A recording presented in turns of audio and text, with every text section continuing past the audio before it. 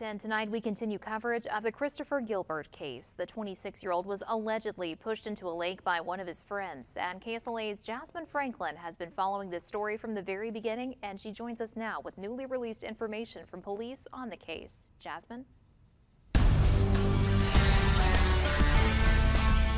In our continuing coverage, we are learning new details regarding the near-drowning incident involving 26-year-old Christopher Gilbert. Chris was hanging out with friends at a lakefront restaurant when one of his friends allegedly pushed him into the water. Monday afternoon, the Union Parish Sheriff's Office released new information regarding the moments before and after Chris was pulled from the water. KSLA exclusively obtained the call sheet report from the Union Parish Sheriff's Office regarding the near-drowning incident. According to the report, on April 14th, around 7:30 p.m., sheriffs responded to the Rhett's Tails and Shells restaurant in Farmerville regarding a possible drowning. When officers arrived, they discovered the victim, Christopher Gilbert, being lifted out of the water by a bystander named Dawson Faust. Chris was submerged about 15 feet deep underwater during the time he was pulled out of the lake. According to the Sheriff's Office report, Chris was underwater for several minutes, and when he was taken out, he was not breathing, but his eyes were open.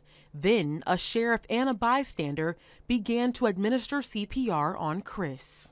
It's taking a toll on all of us. Like, Chris is a beam of light for all of us, so it's just been devastating. The Union Parish Sheriff's Office report continues by saying Sheriff Ashley Rhodes, who was on scene, asked people from Chris's friend group what happened. The group responded saying Chris, quote, just kind of fell face first into the water. We've been asked by Mr. Gilbert and his family to come and investigate what exactly happened. Over the weekend, attorneys Lee Merritt and Claudia Payne visited the lakefront restaurant where the incident happened. That's the crazy part. We can just walk out here. There's nothing to stop us.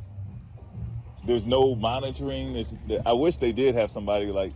After originally reporting to sheriffs Chris fell into the water on his own, his group of friends allegedly changed the story and told authorities one of his female friends pushed him into the water. The Sheriff's Office report describes the situation as horseplay and says the friend did not know Chris could not swim. So it becomes a race thing because look at what's at play.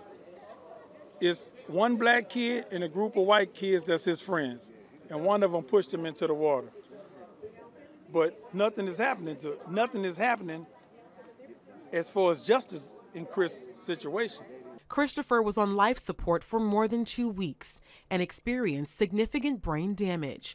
Although he survived and is now off life support, his family is still searching for justice and answers. Justice is accountability for who did this to my child, who's ever responsible for my child. And I mean, everybody that's responsible, I want accountability.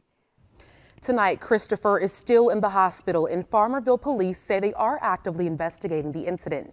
As of tonight, no arrests have been made. It is still unclear if police plan to make any arrest or file any charges. Several viewers have reached out to our newsroom asking why we have not reported the names of the friends who were involved. Investigators have not released any of that information.